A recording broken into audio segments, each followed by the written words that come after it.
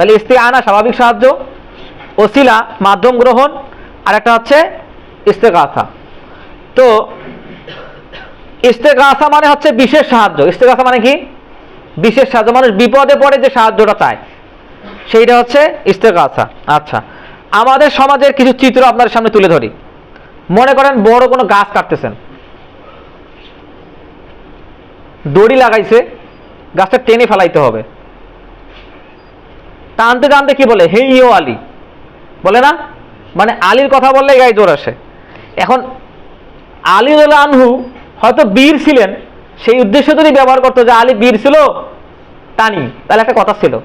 কিন্তু হে ইও আলী বলার উদ্দেশ্য কি? মানে আলী বললেই মনে হয় যে আলী সাহায্য করবে। কেন? স্বাভাবিক মানুষেরা কি ধারণা করে?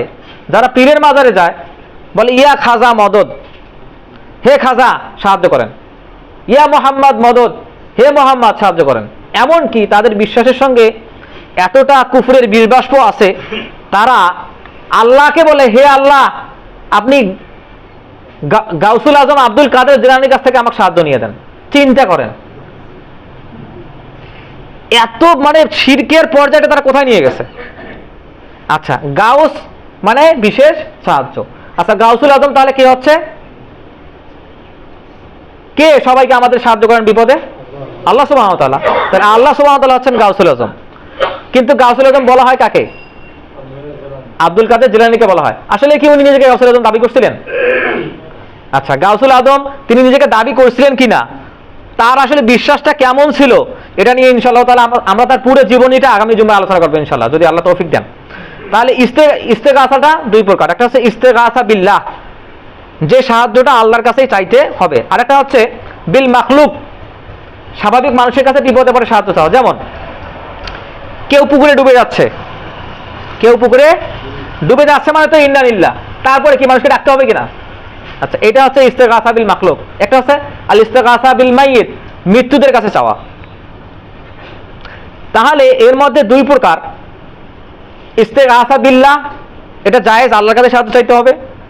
ইস্তেগাসা বিল মাখলুক, আল্লাহর কাছে সাহায্য চাওয়ার পর মানুষকে সাহায্য চাইতে হচ্ছে, এটাও জায়েজ। একটা হচ্ছে ইস্তেগাসা বিল মাইয়িত কিংবা গায়েব, গায়েবের কাছে গায়েবের বিষয়ে সাহায্য চাওয়া এবং মাইয়িতের কাছে সাহায্য চাওয়া, এইটা হচ্ছে শিরক।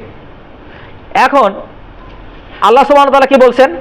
ওমান আদাল্লু মিম্মান ইয়াদউ মিন দুনিল্লাহ মান লা ইস্তাজিবু লাহু ইলা ইয়াউমিল কিয়ামাহ। তাদের চেয়ে পথভ্রষ্ট আর কে হতে পারে? যারা মিম্মান ইয়াদউ, যারা ডাকে, মিন দুনিল্লাহ আল্লাহ ছাড়া অন্য কোন ইলাহকে, যারা ইস্তাজিবু ইলা ইয়াউমিল কিয়ামাহ, যারা কিয়ামত পর্যন্ত ডাকে সাড়া দিতে পারবে না। এই আয়াতের শেষের দিকে বলছেন ইস্তাস্তাগীসুনা রাব্বাকুম, তোমরা এই যে ইস্তেগাসা তাস্তাগীসুনা রাব্বাকুম, তোমাদের যখন সাহায্যের প্রয়োজন হবে তখন কার কাছে যাইতে হবে? তোমাদের রবের কাছে সাহায্য চাও।